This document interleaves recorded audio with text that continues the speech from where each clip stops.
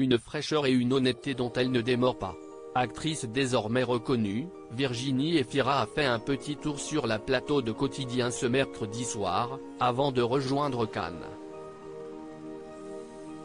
Et l'actrice, dont la carrière s'envole ces dernières années, n'a pas hésité à revenir sur les polémiques qui ont touché le cinéma français ces derniers mois, notamment lancées par ses collègues Adèle Haenel et Blanche Gardin.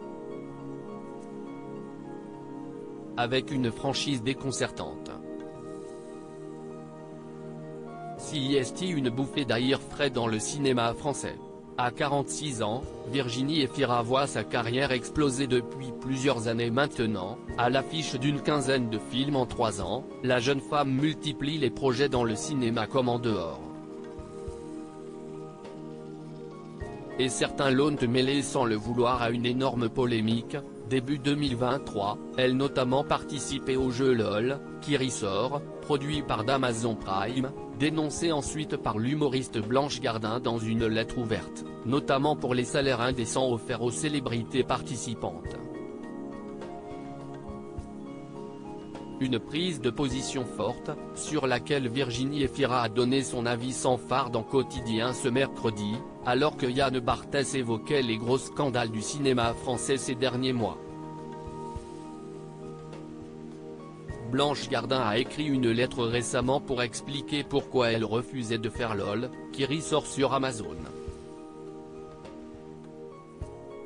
A-t-il commencé, avant qu'elle ne l'interrompe avec humour que j'ai fait. Et Adèle Haenel a écrit une lettre pour dire qu'elle arrêtait le cinéma et condamnait le Festival de Cannes, où vous serez dans quelques heures. A-t-il tenté de continuer, avant qu'elle n'ait une souris, où je vais. Bon ben si est la merde, allez, salut. A-t-elle plaisanté, faisant mine de s'en aller.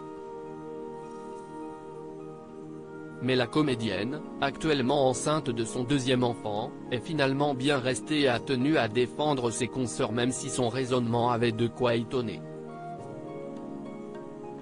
Ça va peut-être pas paraître très cohérent mais je les comprends complètement. Et moi j'ai plutôt une admiration pour les gens qui arrivent à accorder leurs idéaux à leur manière de vivre.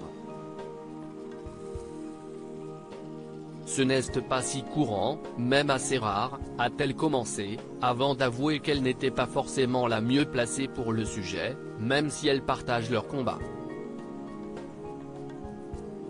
Après, moi, oui je vais à Cannes porter des robes sur un tapis rouge, ce n'est pas un programme super choquant pour une actrice mais est-ce que si est avec moi qu'on va faire la révolution?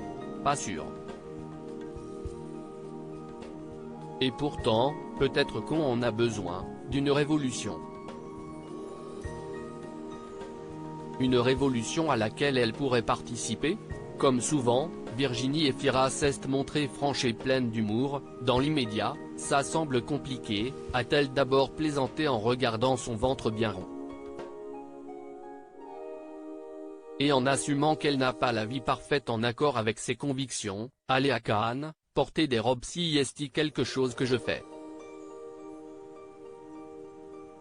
Pareil quand j'ai lu la lettre de Blanche, je me suis dit qu'elle était 1000 fois plus marrante que moi, ce qui n'est pas compliqué, mais en plus elle a 1000 fois plus de vertu. Non, je n'aille pas refuser le salaire, est-ce que j'en ai fait une utilisation ultra dégueulasse? Peut-être pas. Quelle est l'utilité pour moi, vu ma personnalité, de le proclamer? On a le droit d'avoir une diversité quoi. Virginie Efira utilise une autre manière d'exprimer ses idées, le cinéma. Oui, si est un idéal pour moi aussi d'accorder ses valeurs avec un mode de vie.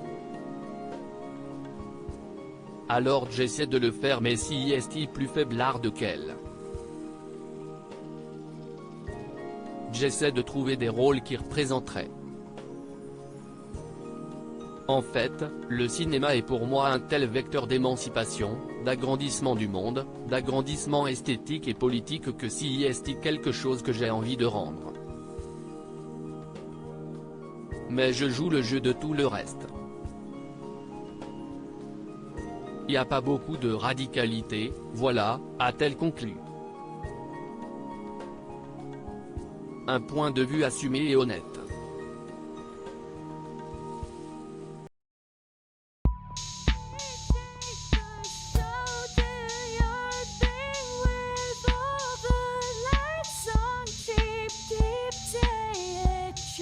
Keep, keep, take a chance. You